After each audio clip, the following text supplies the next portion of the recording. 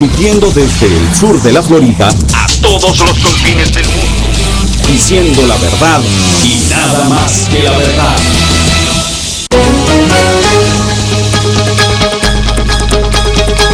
Y ahora, con ustedes, la voz de la resistencia ecuatoriana, Emilio Palacio en Internet, en vivo desde Miami, por radionex.com.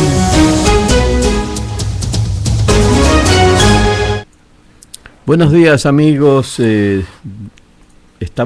Faltan 34 días para que desaparezca el Pacific National Bank a manos de no se sabe quién, si lo comprará un gobierno extranjero, un capitalista extranjero, si lo liquidarán, si tendrán que deshuesarlo, venderlo por partes, devolverle a sus depositantes sus depósitos. No hay una resolución todavía tomada, no tenemos noticias. En ese contexto, ¿cómo nos va a sorprender que Irán, que es el culpable de que tengamos que deshacernos del Pacific National Bank, que es el culpable de que hayan encontrado irregularidades en ese banco, considere Irán, el gobierno de Irán, el culpable de todo esto, considere que la reelección de Correa camina hacia un nuevo orden mundial? Aquí hay intereses que se están moviendo detrás de este proyecto. No es ideología, no es idealismo, es dinero, mucho dinero. Irán tiene mucho dinero. Irán es el culpable de que cerremos el Pacific National Bank por meternos en un problema de desorden legal para favorecer financieramente a Irán. Faltan 34 días para que desaparezca el Pacific National Bank. Y el tema de hoy día, no lo pudimos tratar el día martes, es quién ganó y quién perdió el domingo. Tuvimos un problema técnico, pedimos disculpas oportunamente, pero ya estamos ahora con el tema, quién ganó y quién perdió las elecciones del domingo del 17 de febrero. Ganó Correa, dicen los números. El problema es que no sabemos cuáles son esos números, porque originalmente en realidad el que había ganado, según los datos del Consejo Nacional Electoral, era el absentismo. Un señor que no tiene título, que no pertenece a ningún partido político, pero que resultó el gran ganador, al menos inicialmente. Eso fue lo que nos decían los números del Consejo Nacional Electoral, el gran triunfador, el absentismo. A lo mejor deberíamos decir que el que ganó fue el Don Burro, porque ustedes recuerden que los que predicaban el absentismo fueron precisamente los que sacaron a pasear a Don Burro por las calles, diciendo que claro, como son todos unos burros, ¿para qué vamos a votar por ellos? Tenemos que quedarnos en la casa. Consideré dañina esa campaña en su momento. Consideré que a quien favorecía en última instancia no era el absentismo, porque aunque ganase, como al principio nos dijeron que había ganado, aunque ganase el señor absentismo, el señor Don Burro no podría gobernar y le tocaría gobernar al segundo, que con toda seguridad, nunca lo negamos, sería Rafael Correa. Lo que ocurría es que veíamos que ese segundo lugar de Rafael Correa podía venirse un poquito para menos. Es decir, que no sea con el 50%, sino que sea con menos del 50%. Porque ganar votos los tiene todavía. Algunos dicen que es por el bono, otros dicen que es por los subsidios. Yo no creo que sea por eso. Correa tiene algunos votos porque tiene una máquina para lavar los cerebros. Carlos Marx lo decía, pero Carlos Marx es el fundador del socialismo científico. La ideología dominante es la ideología del grupo dominante. Si usted tiene el poder, usted hace que la gente piense como usted quiere. Lo puede conseguir, tiene los recursos para hacerlo. Y eso lo decía don Carlos Marx para las democracias burguesas. Es decir, cuando todos tienen igualdad de condiciones, cuando todos pueden participar en el debate democrático. Ahí, en esas condiciones, incluso allí, Marx era tan crítico del poder, de la utilización del poder, no se dio cuenta del monstruo que estaba creando, como Frankenstein, que se volvió contra su propio amo. Él pensaba que ese poder era capaz de lavar, entonces por eso, capaz de lavarle el cerebro a la gente, entonces en la democracia se instauraron unos mecanismos para que eso no ocurra. Por ejemplo, la división de poderes. La división de poderes es para eso, para que nadie nos pueda lavar el cerebro.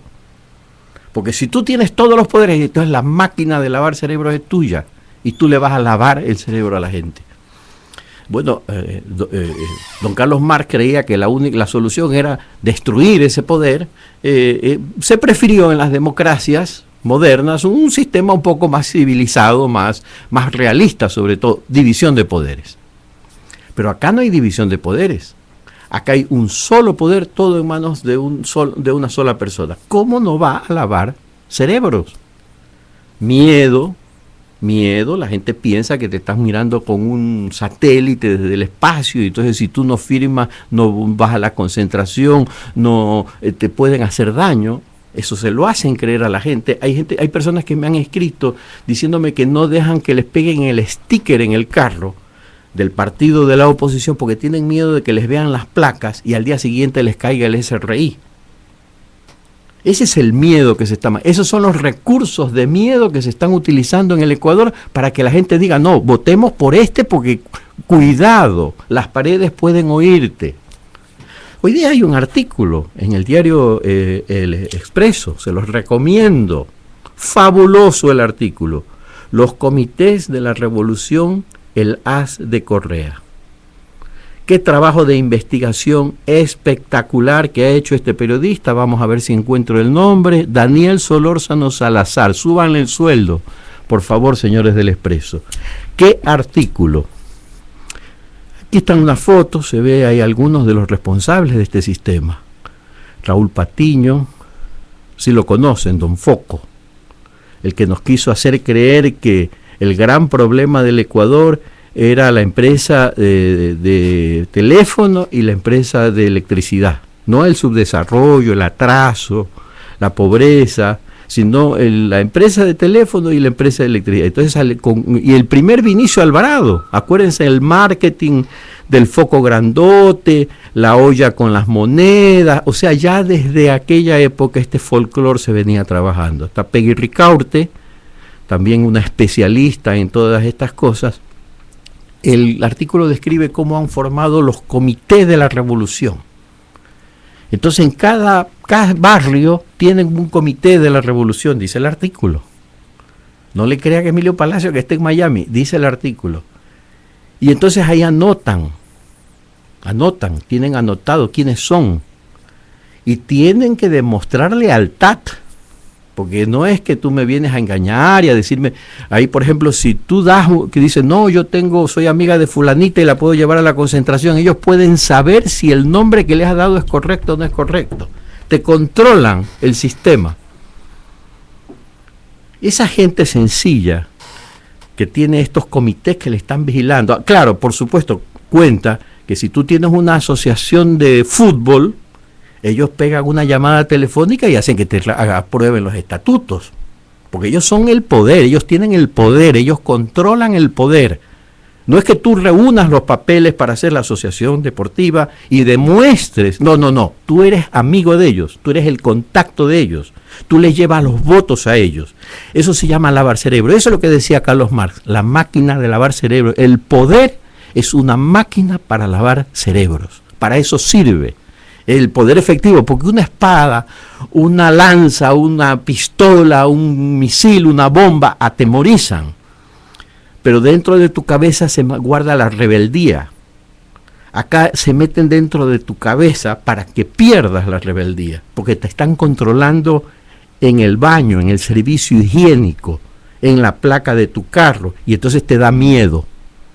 Porque están tan cerca de ti, están tan metidos en tu vida, tienes miedo de que te manden mail, tienes miedo de que te controlen el correo, entonces te da miedo, porque esa cercanía del poder, cuando el poder se acerca de esa manera, tan violenta que te puede insultar en la cara, que se puede bajar del carro en la calle y patearte si le da la gana, puede hacerle lo que le acaba de hacer al guardaespaldas de su mujer. Cuando puede hacer eso y se te acerca tanto, tan cerca que está en la puerta de tu casa, entonces te da miedo. Eso se llama lavar cerebro. De tal manera que nunca negamos que pudiera sacar votos. Lo que decíamos es, pero está creciendo también otra fuerza, los que no se dejan lavar el cerebro. Y son un montón, decíamos nosotros. Son un montón, están creciendo. En cada elección crece más esa gente que no se deja lavar el cerebro. Cada vez somos más, llegamos a ser el 80%, por favor, que votaron por ese mamotreto de Montecristi. Llegaron a ser el 80% y empezaron a caer. El 60%, el 55%, menos del 50% el 7 de mayo del 2011. Y entonces apostamos a que en estas elecciones iba a seguir cayendo. El día de las elecciones nos dan los números y se confirmó nuestra hipótesis. 4 millones de abstenciones. Casi 5 millones, 4.800.000 no habían ido a votar, nos dieron. Claro, no se dejaron lavar el cerebro. Lo que faltó es la motivación, romper el derrotismo. Se quedaron en su casa. En la próxima se van a levantar, y entonces por eso decíamos, a levantar a los anticorreístas que no fueron a votar, a prepararlos para las nuevas peleas que se vienen. ¿Y con qué nos contestan ahora? Con que no son 4,8 millones de absentismo. ¿Cómo? ¿No son? Pero ustedes lo escribieron allí. No. Perdón, en realidad no habían escrito absentismo. Habían escrito abstención. O sea, ya por ahí es verdad, ya había una estupidez del tamaño de una casa. Abstención no es absentismo. Son dos conceptos totalmente diferentes. Le habían cambiado el nombre. Pensamos, bueno, es un error de redacción. Pero una cosa es absentismo, ausentismo, o como le quieras decir, y otra cosa, actas no escrutadas. Ahora resulta que no había esa porcentaje de absentismo, sino actas no escrutadas. Bueno, eso es, ¿cómo llamarle a semejante barbaridad? Que un organismo con millones de dólares de asesores extranjeros, hackers que se han traído, software, claro, alimentados por los cercanos a Rafael Correa, que son los que proveyeron del... ¿Cómo puede ser que no pueda identificar absentismo de actas no escrutadas? ¿Cómo puede no distinguir dos conceptos tan elementales en un proceso electoral? Y entonces ahora desaparecieron todos los absentismos y entonces están repartiendo esos votos. Sí, Correa sigue creciendo, Lasso sigue creciendo. Ahora nos dirán que no era tanto, que menos, que más, que más. La realidad, lo concreto, ¿saben qué cosa es? Que nunca sabremos qué pasó. Ojalá que alguien guarde un backup de esa información estadística. Alguno de la Alianza País tenga un poquito de decencia y guarde en algún lado el backup de esos resultados electorales para que algún día los historiadores lo puedan ver y decirnos y contarnos qué fue exactamente lo que pasó. Lo que sabemos es que en este momento Carlos Vera nos está contando que el 24% de las actas de Guayaquil no escrutadas, actas no escrutadas, el 24% no lo quieren subir a la computadora. Y en Guaya es muy importante porque se está peleando 1 o 2 legisladores. Es decir, están utilizando ese absentismo, actas no escrutadas o como se quiera llamar, de la manera que a ellos les da la gana. No se puede ingresar al centro de cómputo del Consejo Nacional Electoral, son ellos los que tienen el control. Hay desmoralización, además, perdieron muchísimos partidos, sí, efectivamente, fueron, pero recibieron una paliza, y entonces nadie va a pelear el voto a voto. Nadie va a pelear, pero no solo eso, ahí sí la máquina de lavar cerebros no funciona para algunos. Nos han convencido de que no tenemos derecho a reclamar. Como ganó, no hay derecho a reclamar. Eres mal perdedor. Oye, puede ser que haya ganado, pero queremos saber si en la primera o en la segunda vuelta, pues. Queremos saber si el que entra de segundo de Guayas es fulano o sutano. Ya los porcentajes de voto, las diferencias de voto en esta elección eran fundamentales. No, la pregunta no era quién ganó y quién no ganó, la pregunta era quién ganó con cuánto. Esa era la discusión en esta elección. Esta era la elección donde íbamos a pelear a la segunda vuelta. Los porcentajes eran importantes. Y eso nos lo robaron olímpicamente con esto del abstencionismo, con esto de los votos no escrutados, con esto, no sé si saben que cambió el número de electores. Entre el día 16 de febrero y el día 18 de febrero, de una manera rarísima, el padrón electoral cambió. Cambió con poco, con 8,000 y pico de votos, pero cambió, es otro padrón. Pero ¿cómo puede ocurrir eso en un sistema nacional alimentado por el precio del petróleo que tenemos hoy en día? Si hoy nos sobra la plata para regalar, para desperdiciar, estamos botando los dólares, ¿por qué no invirtieron en un software que funcione? No pudieron hacerlo o no quisieron hacerlo. El caso es que nos metieron la trampa, nos convencieron de muchas cosas. A mí lo que no me han convencido es de que la resistencia está derrotada. La resistencia existe, la resistencia va a continuar su trabajo. Ahora hay una opción política clara, no una, varias opciones políticas. Vamos a hablar de los ganadores, para mí hay varios ganadores acá. Vamos a hablar de los perdedores, pero sobre todo lo que va a seguir es esa resistencia.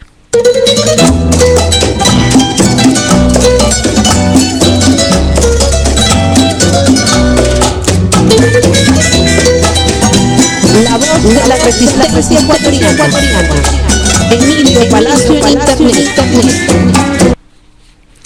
Los grandes ganadores, ya dijimos, Correa, Don Burro, el absentismo, Guillermo Lasso, gran ganador. Guillermo Lasso, gran ganador de este proceso electoral. No lo vamos a tocar todavía, lo vamos a dejar para más adelante. No sé si en este programa o otro programa. De Creo y de Lasso hay que hablar. Y como siempre, cuando ocurren cosas importantes en la historia de un país, hay que hablar a calzón quitado, claramente.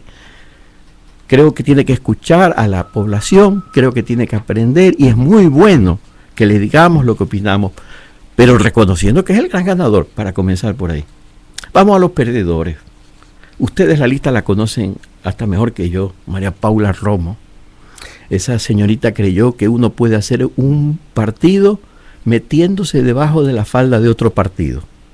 Es decir, no salgo yo con mis propuestas, mis ideas, no. Salió, pero como les hizo un poquito de simpatía, ruptura de los 25, pero que quería más, que como no había llegado, entonces se metió debajo de Alianza País, con Correa. Así terminó. Abdalá Bucaram, no el papá, el hijo. A mí me sorprendió Abdalá Bucaram. Me había demandado. Estaba yo ante los tribunales por una exigencia de Abdalá Bucaram Jr.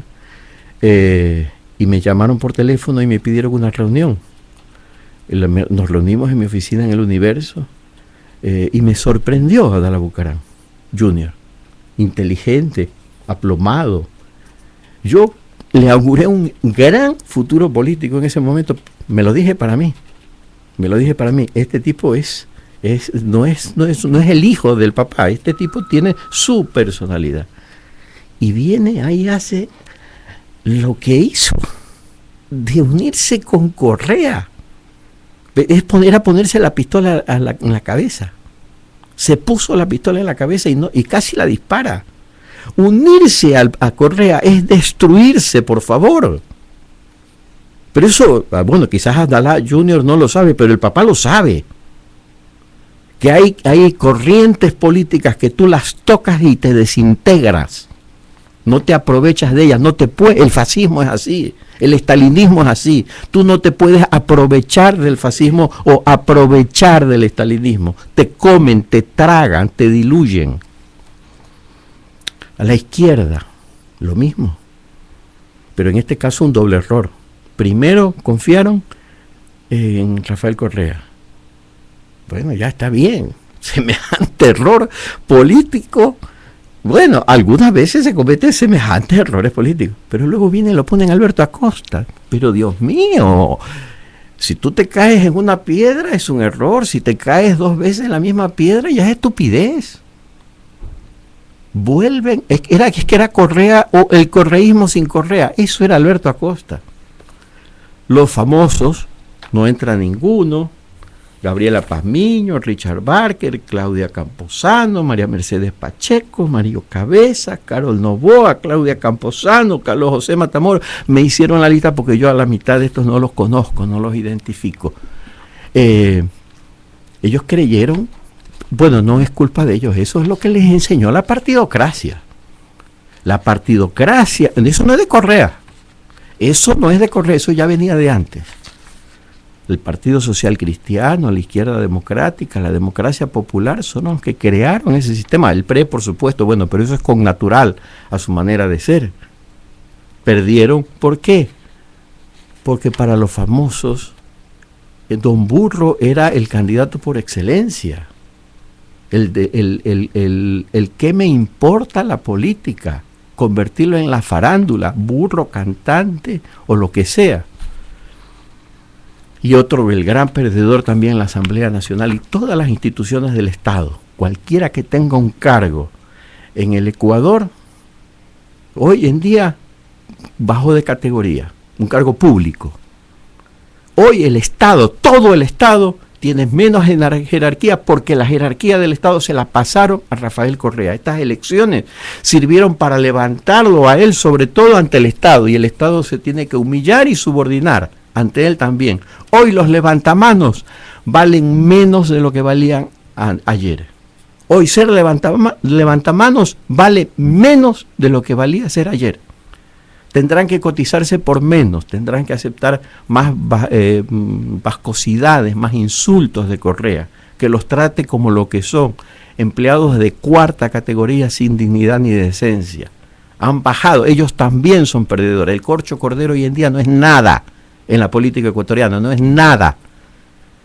Nadie es hoy en día nada en la política ecuatoriana porque lo que se intentó es fortalecer el totalitarismo y hasta cierto punto lo han logrado. Pero hay opciones también, hay alternativas que podemos buscar.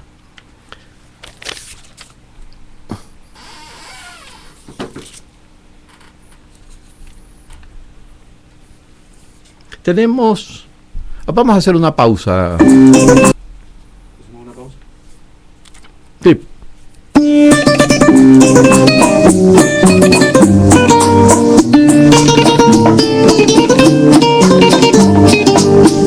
La voz de la resistencia ecuatoriana. Emilio Palacio en Internet.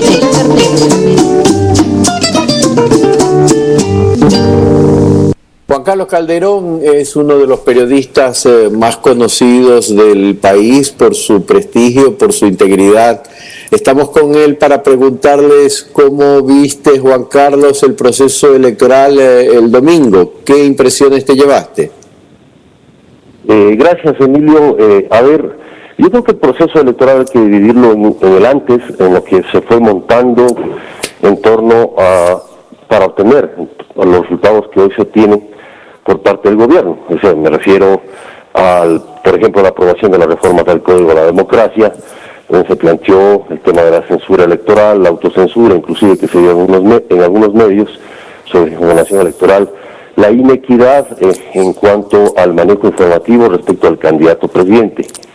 El hecho de que se vino construyendo una relación simbiótica entre las entidades del Estado, las entidades públicas y la candidatura del presidente. El propio presidente Correa agradeció en su discurso en las Iris, donde fue el festejo informal, digamos, de la victoria electoral, esta coordinación que se dio de manera tan importante entre las entidades, los ministerios y la campaña electoral.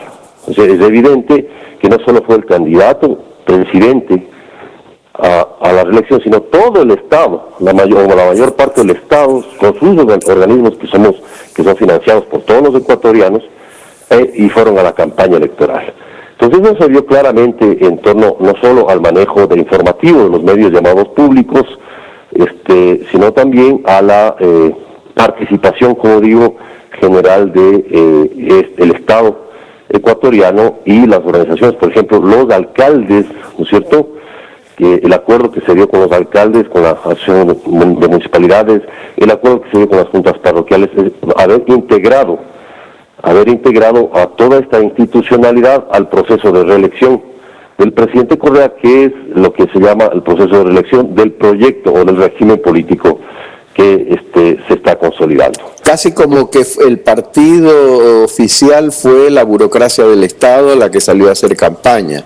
Y la oposición, por su lado, ¿cómo la viste? ¿Qué tarea, qué actividad desplegaron con aciertos y cuáles fueron sus grandes errores? Bueno, yo creo que en buena parte, ahora, digamos, después de la batalla todos somos generales, como se dice, pero sí creo que fue un error, sobre todo por parte de las fuerzas más de izquierda, más progresistas, el no haber conformado un frente amplio, ¿no es cierto?, que permitiera tender los puentes con la centro derecha inclusive, a los temas que tenían que ver más con los principios de la democracia, con las libertades y todo lo que estaba realmente en juego en esta campaña. O sea, abrir un abanico, un mayor arcoíris respecto de muchos más colores respecto a las elecciones. Eso fue un grave error. Yo creo que finalmente ese es el resultado, por ejemplo, de Alberto Acosta y Pachacuti y el MPD, que terminaron encapsulándose, ¿no es cierto?, no queriendo hablar con nadie, y planteando un correísmo sin correa, prácticamente. O sea, entonces la gente, obviamente, su propia gente dijo, yo para qué voy a cambiar, para qué quiero un correísmo sin correa, y eso fue el resultado. ¿Crees que esa postura con estos resultados cambie y veamos ahora una actitud más abierta? Yo me temo que no. Yo me temo que yo creo que uno de los errores históricos de la izquierda ecuatoriana es el sectarismo. El sectarismo es muy fuerte, Emilio, en nuestro país. El canibalismo político entre iguales, incluso de las mismas tendencias, es muy fuerte. Y eso se vio en la campaña. En la unidad plurinacional no se dio la unidad orgánica, salvo programática, ¿no es cierto?, que es obviamente la de cajón, la que tenía que hacer, pero la unidad orgánica no se dio. Es decir, los del MPD no hacían campaña por los de Pachacuti y viceversa, o se boicoteaban entre ellos en las listas y se cometieron graves errores en provincias como Cañar, por ejemplo, donde era muy probable ganar más diputados o en otras instancias. Es decir, no se puede cosechar lo que no se ha sembrado. Y obviamente no se ha sembrado unidad, no se ha sembrado organicidad. Entonces, la izquierda orgánica no existe. O sea, que en la práctica, Pachacuti viene a ser una serie de grupos pequeños de cacicazgos provinciales, casi que cantonales. MPD tiene una estructura respetable, política, logística, pero muy empobrecida, muy golpeada, porque su eje, que era el magisterio, básicamente está muy debilitado o ha sido cooptado mucho por el gobierno, y los demás grupos pues también son pequeños. Entonces yo creo que ese es un golpe muy duro en cuanto a un aterrizaje de la realidad de la izquierda. Y yo no creo que estén pensando en este momento en tender puentes, sino en plantearse cómo sobrevivir políticamente. Yo creo que ese es un problema. Ahora, hay otros sectores que evidentemente plantean una muy mala lectura del momento histórico. Yo estoy hablando de Lucio Gutiérrez, por ejemplo, y de Álvaro Noboa, ¿no es cierto? Ellos, obviamente, caen estrepitosamente porque es claro que en la candidatura de Guillermo Lasso fue la que reemplazó, ¿no es cierto?, estas propuestas que a la final eran de centro derecha, de Lucio y de Noboa. ¿Y crees que Lasso pueda convertirse efectivamente en la alternativa de la oposición de centro hacia Correa? ¿Crees que pueda en el próximo periodo aglutinar a todas las fuerzas anticorreístas en un frente amplio? Yo no lo creo, Emilio. Yo creo que primero Lasso puede ser el mejor candidato o el mejor opositor para una persona como Correa. Me refiero a que evidentemente sí hay la tendencia a la visión de que se puede ir hacia un bipartidismo, o sea, a una política de tendencias más que de movimientos y partidos. Entonces Lasso puede representar una tendencia de la centro derecha, yo creo que con sus limitaciones históricas, es decir, yo no sé hasta qué punto la defensa a ultranza de la economía de mercado pueda reinventar el imaginario nacional después de la crisis bancaria y todo el impacto que esto tuvo, hecho que no ha sido todavía limpiado del imaginario ecuatoriano, ¿no es cierto? Y además es un hecho que el gobierno va a seguir usando. O sea, el pasado vende, o sea, el pasado sigue vendiendo, el pasado sigue poniéndose en boga, y si no, vean el tema de Chávez, o sea, el Chávez sigue 14 años o 20 años con el mismo discurso, del pasado, de la partidocracia, de lo que nos hicieron y lo que nosotros no hacemos, o hacemos. Entonces, yo creo que hay un límite con Guillermo Lasso, y sí pienso que fuerzas más progresistas, de otra línea... ¿En quién estás pensando, por ejemplo? No estoy pensando en nadie, estoy pensando más bien en visiones que pudieran combinar una tercera vía, incluso una cuarta vía, que deseche el tema del populismo, porque ya está. Yo creo que el populismo está claro, o el neopopulismo, ¿dónde está? Está en el gobierno, o sea, desde la política rentista, ¿no es cierto?, apoyado totalmente o cooptado por el Estado. Ese es el populismo que tenemos hoy en el poder. Entonces, tenemos una centro derecha que te está planteando una defensa a ultranza del mercado, que me parece un error, porque el mercado tiene evidentemente sus problemas también graves, y no hay una tercera vía que te esté planteando, bueno, hagamos una combinación, ¿qué modelo podemos seguir que permita una cooperación sociedad, Estado, mercado, que permita un desarrollo ciudadano, etcétera, etcétera? Pero, Juan Carlos, ¿tú ves esa postura tan intransigente de parte de Lasso? ¿No crees en sus anuncios de que él está dispuesto a tomar en cuenta otras posturas? Yo lo he visto en el discurso, que en ese sentido, teniendo a puentes y teniendo una apertura de no necesariamente un programa neoliberal ni cosa parecida. Sí, eso está bien. O sea, yo creo en las intenciones, obviamente, de Lasso. O sea, pueden tener las mejores intenciones. El tema es la política, el ejercicio de la política. Y el ejercicio de la política es ver cómo integras los poderes por diversos intereses. Y yo no creo que Lasso tenga todavía ni la experiencia ni la organización política para integrar esa creo yo, hoy devastada sistema de movimientos ecuatorianos. Pero, Juan Carlos, pero tampoco nadie lo tiene. Es decir, estamos en un país donde no hay grandes partidos ni dirigentes con larga trayectoria. Bueno, sí, de acuerdo, pero hay que empeñarse en construirlo. Es que, mira, lo de Lasso, perdóname, yo por mala educación soy escéptico. No. Respeto tu opinión, Juan Carlos. Aquí simplemente trato de entenderla mejor tu punto de vista. Lo que pienso es que todavía me imagino que creo este partido y toda la estructura que pueda darse. Todavía me imagino cómo, puede estar equivocado, como cuando se construyó el PUR, ¿te acuerdas?, para lograr la elección de Sixto Durán Ballén, ¿sí? Entonces, el único objetivo era llevar a Durán Ballén al poder.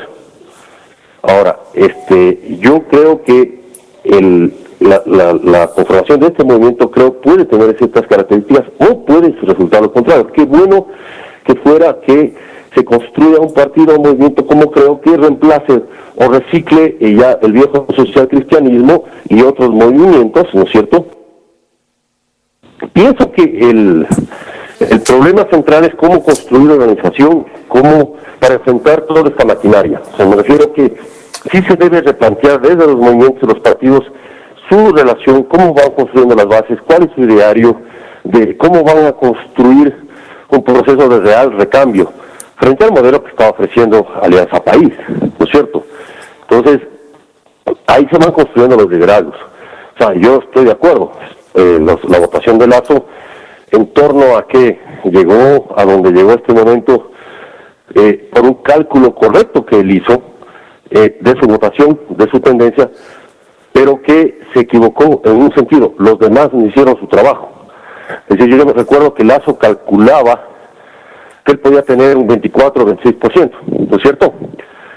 Y que podía estar en segunda vuelta si es que Gutiérrez conservaba un poco de su histórico, su votación histórica, lo mismo que Noboa y la izquierda. Entonces era obvio que esta gente le iba a bajar la votación a Correa.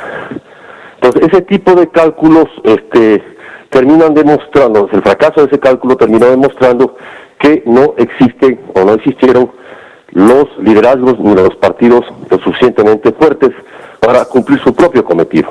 Ahora, Lasso lo podrá hacer.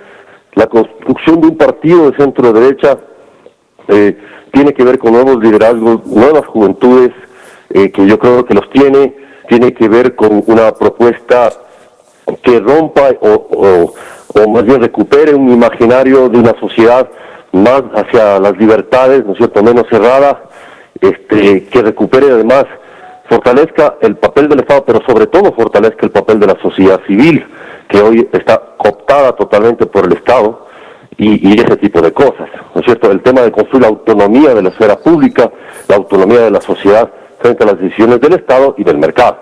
Yo creo que es un tríptico fundamental que hay que desarrollarlo. Entonces, yo no sé si Lazo pueda seguir solo en ese camino, porque yo no veo de los líderes políticos ecuatorianos la intención siquiera de plantear un programa mínimo, ¿no es cierto? Un programa mínimo. Si no se llegó a las elecciones frente a la inminencia y la urgencia de la unidad, no se llegó a estas elecciones a eso, es muy poco probable que se lo haga para enfrentar las desviaciones del poder absoluto. A eso me refería, Emilio. He llamado la atención sobre el alto abstencionismo en estas elecciones, Juan Carlos. ¿Has observado algo en esa dirección? Mira, la primera noticia que he tenido es claro, gracias a tus datos, y nosotros lo vamos a indagar en la revista de Vanguardia, pero me parece un dato muy significativo. Es decir, simplemente hagamos una cuenta, Emilio, son 11,5 millones de votantes en el Ecuador. ¿Cuántos votos va a obtener Correa finalmente? Y de ahí sacamos el resto.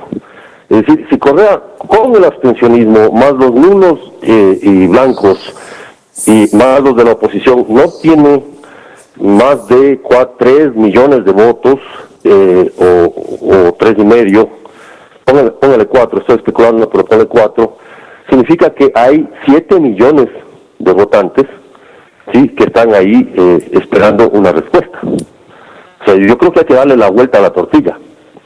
En estos momentos en que mucha gente está pensando o está con un chuchaqui moral respecto a su derrota electoral, yo les pido que piensen. Es decir, en cuanto al número de votantes en el Ecuador, 11,5 millones, ¿cuántos votos obtuvo el correísmo, cierto? ¿Y cuántos votos quedan libres? O sea, ¿cuántos votos no obtuvo Correa? Que es el ejercicio que se hizo también en el plebiscito. Entonces es interesante porque si la cifra de la abstención que se confirma que podría ser un 40%, y nos está dando incluso un margen, una cancha mucho más reducida para entender la dimensión de este famoso triunfo electoral. Le agradecemos mucho a Juan Carlos sus opiniones. ¿Algún comentario final, colega? No, bueno, solamente quería llamar la atención sobre el papel un poco de la situación que va a estar la prensa no gobernista o la prensa en este momento. Yo creo que y te voy a decir con nombres y apellidos, el Diario Expreso nos dio un ejemplo de lo que se debe hacer respecto a la censura y la autocensura el viernes, el día del cierre de las elecciones. Cuando cubrió la campaña electoral a pesar de que estaba prohibido hacerlo. Una funcionaria, no es que estaba prohibido, una funcionaria se le ocurrió que estaba prohibido, una vocal del Consejo Nacional Electoral. Eso fue todo. Y ella emitió su criterio, y todos los demás, sobre todo prensa, toda la prensa, la mayor parte, lo que hizo fue hacer caso de esto y autocensurarse, poniendo por encima de los derechos de sus lectores, de sus televidentes, de sus oyentes, el derecho de sus lectores a estar informados. Y el Diario Expreso lo que hizo fue averiguar a cada uno de los vocales si la posición de la vocal Nubia Díaz era la posición oficial del Consejo. Ni la mitad de esos vocales le ratificaron eso, y tuvo el doctor Domingo Paredes tuvo una postura ambigua al respecto. Por lo tanto, hicieron su trabajo, publicaron. Y eso me preocupa, y también me agrada y me preocupa. Me agrada porque hubo una actitud de un medio guayaquileño que tomó esa decisión, que me pareció la decisión correcta. Y me preocupa que los demás medios no hayan hecho ese trabajo, o sea, y hayan optado por la autocensura a pretexto de la declaración de una funcionaria. Nada más creo que es una cuestión también de actitud, de una visión ética de cómo debemos hacer nuestro trabajo, y de la convicción de que el derecho de nuestros lectores, el derecho de nuestro público, el derecho del público a conocer, está por encima, ¿no es cierto?, de la declaración o de la intención de cualquier burócrata. Fue Juan Carlos Calderón hablando con la voz de la resistencia ecuatoriana.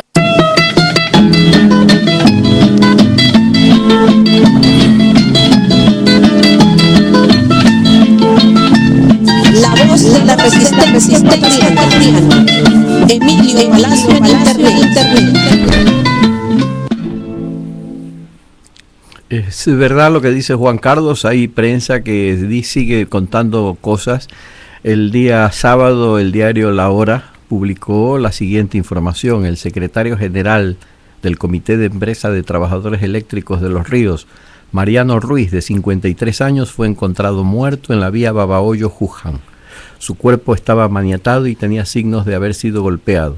Según el médico forense Rafael Bermúdez, el cuerpo de Ruiz tenía un trauma cráneoencefálico que le había provocado la muerte. Tenía 48 horas de muerto, expresó. Mariano Ruiz también era militante del Movimiento Popular Democrático, MPD, y sus familiares lo habían reportado como desaparecido desde el pasado jueves. Para el exdirector del Hospital del IES de Babahoyo y también militante del MPD, Alex Díaz, el hoy occiso aparentemente habría tenido problemas con algunos militantes de Alianza País. Familiares y amigos piden que se haga justicia ante lo sucedido. Rafael Correa le metió la mano a la justicia. Rafael Correa le metió la mano a la justicia en un referéndum del 7 de mayo del 2011, donde también nos dijeron que habían ganado con el 64% de los votos a las 5:05 de la tarde y reconocieron que no habían alcanzado ni siquiera el 50% varias horas después. Qué excelente entrevista la de Juan Carlos Calderón. Yo prefiero no interrumpir al entrevistado, prefiero dejarlo que hable, que analice. Es la mejor manera, opino yo, hay diferentes estilos, no critico el de nadie, simplemente menciono el mío. Todos los estilos son interesantes. Prefiero dejarlo que hable, dejarlo suelto, que él diga lo que quiera decir. Y claro, después de decir yo lo que yo opino. Me parece que Juan Carlos ha estado brillante en varios aspectos de su análisis. El análisis final hay que aclarar que lo hace el día martes, cuando todavía el Consejo Nacional Electoral no cambiaba los votos de absentismo por los votos, las actas no escrutadas. De allí que Juan Carlos no maneje en ese momento esa información. Pero él se adelanta en los números y dice: Rafael Correa, si llega a tener 4 millones o más de 4 millones, que es aparentemente lo que finalmente le van a dar, él igual señala, hay una oposición. Hay una oposición del otro lado y hay una oposición que existe. Es brillante el análisis que hace Juan Carlos en ese sentido. No podía ser de otra manera. Pero no me cuadran algunas de sus comentarios y de sus afirmaciones, y que se tome esto como el más cariñoso debate con un periodista al que admiro y respeto. Juan Carlos Calderón se ha ganado un lugar en la historia del periodismo ecuatoriano, por su trabajo, por su valentía, no necesito decirlo. Pero yo no lo veo a Guillermo Lasso aferrado al libre mercado. No lo veo. Creo que eso es precisamente lo que nos hicieron creer, lo que nos quisieron hacer creer, en la máquina de lavar cerebros. Por favor, yo no lo veo, a menos que sea un mentiroso descarado. Bueno, entonces no lo acusen de aferrarse al libre mercado, sino de mentiroso descarado, que eso ya es otra cosa, es una cosa ética, moral.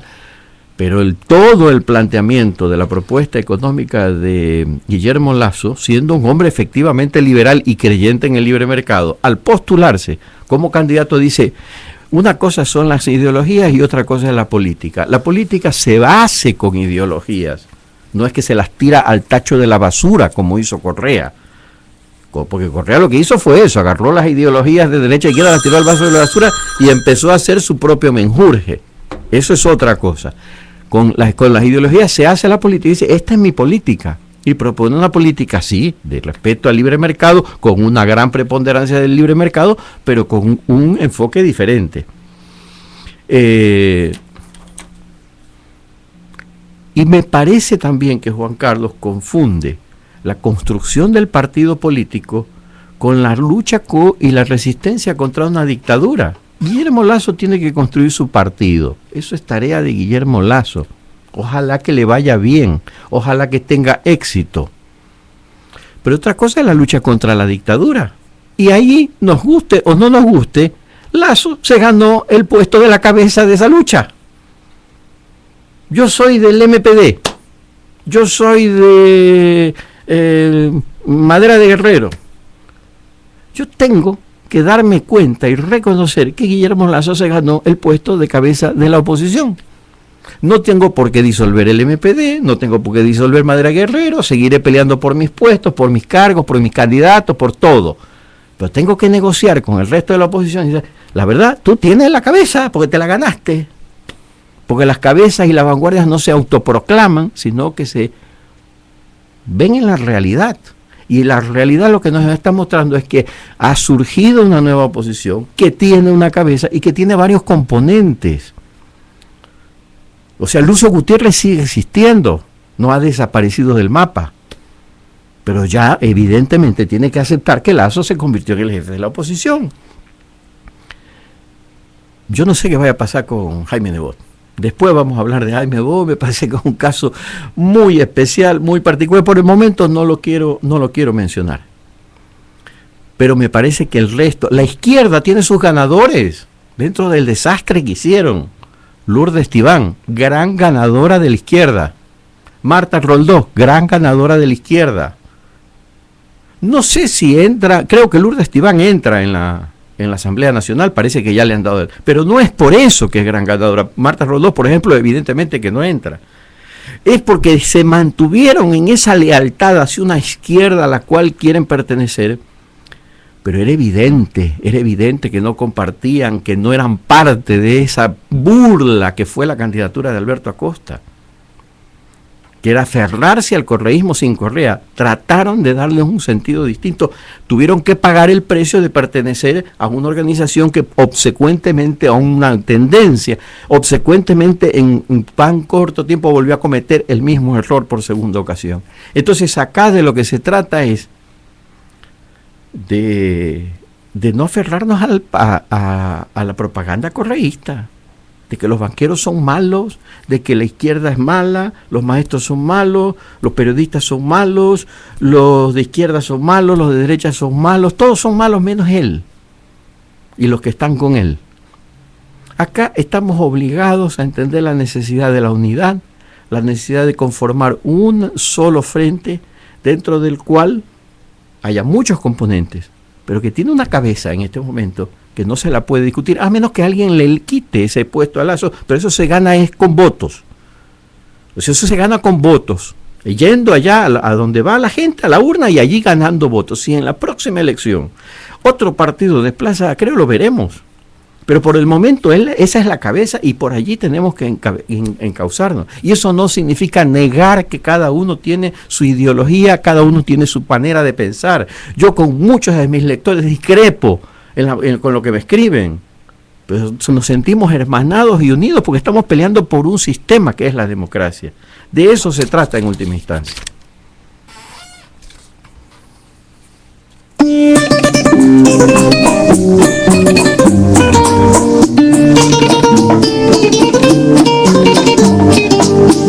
La voz de la resistencia ecuatoriana. Emilio Palacio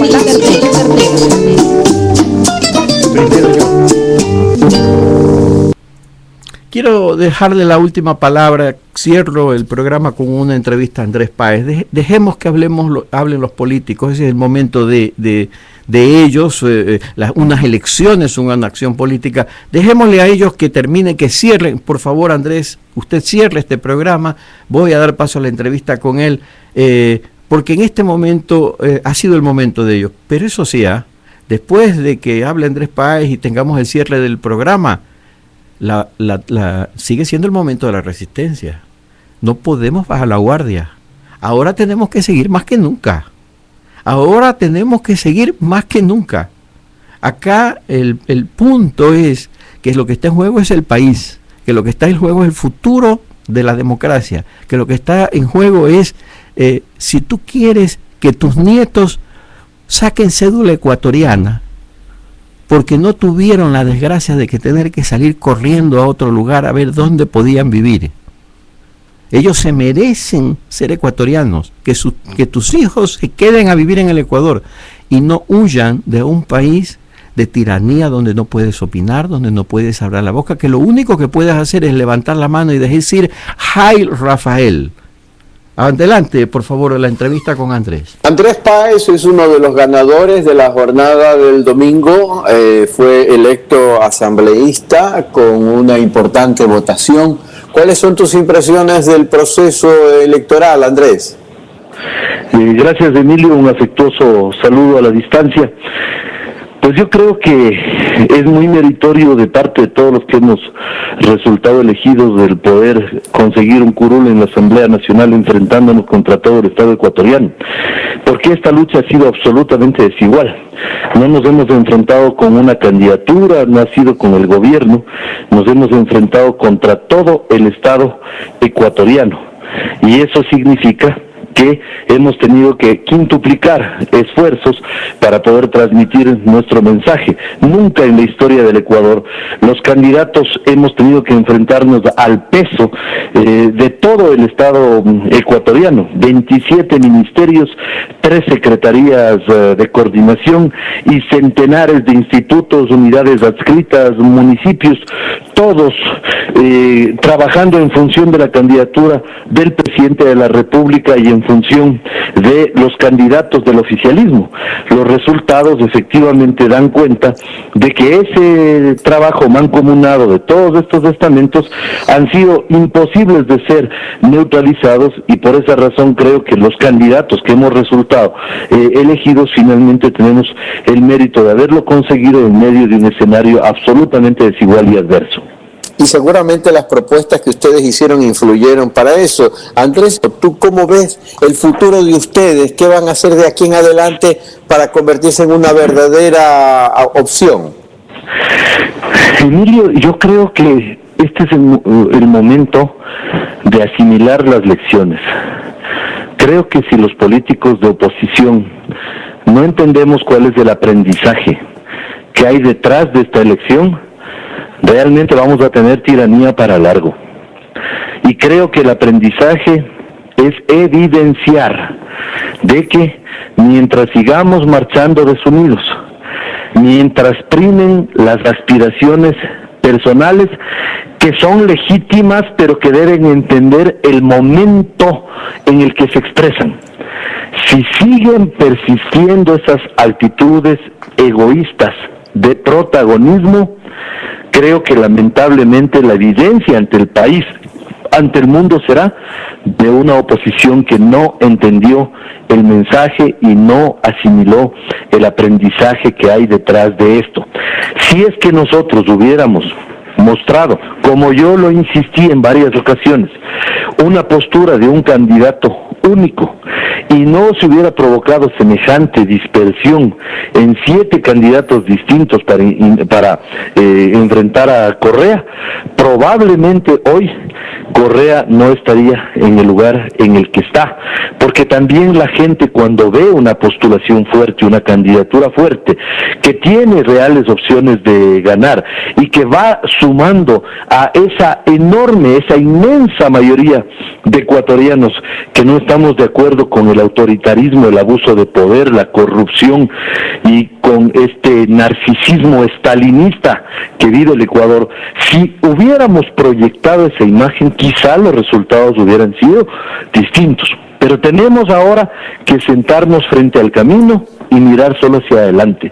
La única opción que tenemos es juntar nuestros esfuerzos, trabajar con enorme entusiasmo para las elecciones seccionales que se avecinan el próximo año y darle al país una opción de alternabilidad en esos gobiernos seccionales y de copamiento de instancias seccionales para impedir que el correísmo siga de gerente propietario del país y que con esa fórmula de cálculo se siga menoscabando la posibilidad de otros sectores de ingresar a instancias de representación. En esa tarea de unidad, la mayor responsabilidad seguro que va a recaer sobre Guillermo Lasso, y creo, ¿qué le puede decir Guillermo Lasso? ¿Qué le puede decir Creo? ¿Y qué le pueden decir sus aliados que han obtenido el mejor resultado en estas elecciones a esas fuerzas? A ver, de la izquierda, del centro, del populismo, ¿hay la posibilidad de que encuentren en ustedes puertas abiertas? 100%, Emilio. Y yo creo que lo primero que nosotros quisimos decir está dicho. Fíjate que cuando yo planteé la necesidad de la unidad de la oposición, y lo hice junto a Fausto Cobo en una rueda de prensa, muchos fueron los que inmediatamente me llenaron de ataques, diciendo de que yo ya me había hecho gutierrista, que yo así, que yo asado. Resulta de que lo único que estaba yo haciendo es un intento absolutamente transparente de buscar la unidad de todas las fuerzas. Y cuando yo estuve en instancias de tomar decisiones, dije, esta es la opción que se proyecta como la más fuerte, la de Guillermo Lasso, una opción renovada, una opción con potencial de crecimiento, una opción sin un pasado que pueda ser objetable. Vamos por esta opción. Caminemos en esta opción. ¿Y qué es lo que pasó, Emilio? Logramos que más de 51 organizaciones políticas a nivel nacional se sumen. Ahí están los resultados. Pero aquellas fuerzas que no se sumaron, en las que prevaleció un interés, insisto, legítimo, pero este no es el momento para intereses legítimos. He dicho, este no es el momento para intereses de orden personal, este no es el momento para posiciones personales ni caudillistas. Este es el momento de la unidad.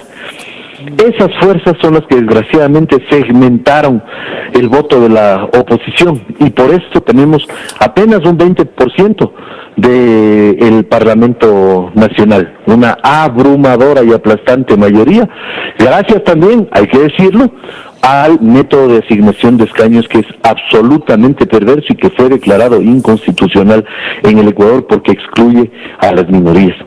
En todo caso, de nuestra parte las puertas abiertas, porque nosotros debemos tener la habilidad de los grandes negociadores. Henry Kissinger tiene un libro que se llama La diplomacia, y en donde da lecciones enormes, monumentales de lo que significan las negociaciones. Sin expresar afinidades ideológicas con él, hay que rescatar el rol que él tuvo en la historia diplomática norteamericana. Y creo que ahí hay que rescatar de él lo que él con frecuencia decía. Debemos hablar sobre lo que nos une, no sobre lo que nos separa. Y aquí nosotros tenemos un deber con el Ecuador. ¿Cuál es ese deber? El deber de enfrentar un gobierno tiránico, autoritario, déspota, un gobierno cargado de odio, de abuso de poder, de corrupción, de contubernios, y ese es un deber no con las organizaciones políticas, es un deber con la patria. Aquí las organizaciones políticas y las personas están subordinadas al gran interés nacional, y ese gran interés nacional es el que nosotros en este momento debemos representar, el acabar con un régimen que si se perpetúa, pues tendremos consecuencias nefastas. Y ahora oigo yo con tanto pesar cuánta gente que dice me quiero ir del Ecuador. Lo que nosotros debemos conseguir es gestar una gran unidad para que la gente diga me quiero quedar en el país y quiero volver al Ecuador. Además de la oposición política, hay una resistencia de ciudadanos que no pertenecemos a ningún partido, pero que estamos haciendo actividad constante para defender la democracia y el retorno a la democracia en nuestro país. ¿Qué mensaje le mandas a esos miembros de la resistencia, de Twitter, de las redes sociales, Andrés? ¿Cuál es la tarea que tú nos asignarías si tuvieses que darnos un criterio? Mi sugerencia sería lo que yo les dije ayer a muchos de los compañeros. Emilio, las derrotas electorales, como todas las derrotas, duelen. La gente el domingo estaba desalentada a las 6 de la tarde. Algunos querían abandonar el control electoral.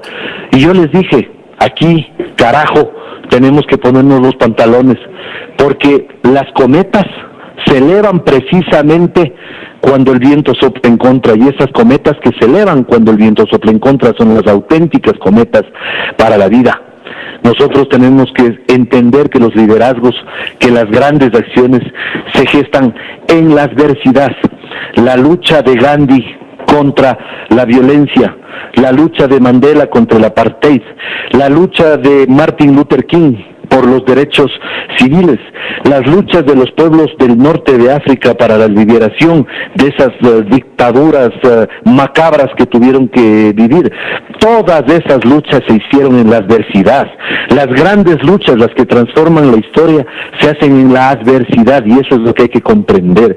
Y yo les pido a todos los amigos que hacen resistencia en el Ecuador, en las redes sociales, fuera del país, los que han sido obligados a salir, los exiliados, la gente que ha sido perseguida por el gobierno, no podemos quemar las naves ahora más que nunca, porque ahora tenemos una obligación mayor, que es la de perseverar en nuestros propósitos, de que la gente entienda lo que estamos haciendo, de que la gente comprenda que nuestros esfuerzos tienen un sentido que va más allá de lo personal, y que esos esfuerzos tienen que ser consolidados con un gran accionar cívico de parte de todos nosotros, para que el país pueda retornar a un auténtico régimen democrático y nos podamos librar, ojalá lo más pronto, de esta pesadilla que vive el Ecuador y que no soporta más.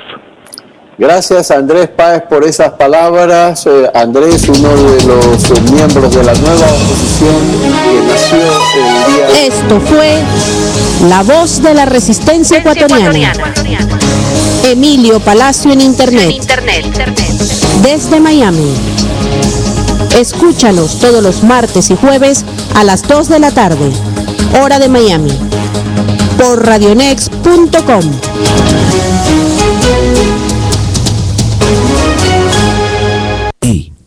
Sí, usted, piénselo. Si usted nos está viendo y escuchando, su cliente también. Publicite su servicio o producto en radionext.com. Contáctenos al 786-472-1823. Si usted nos está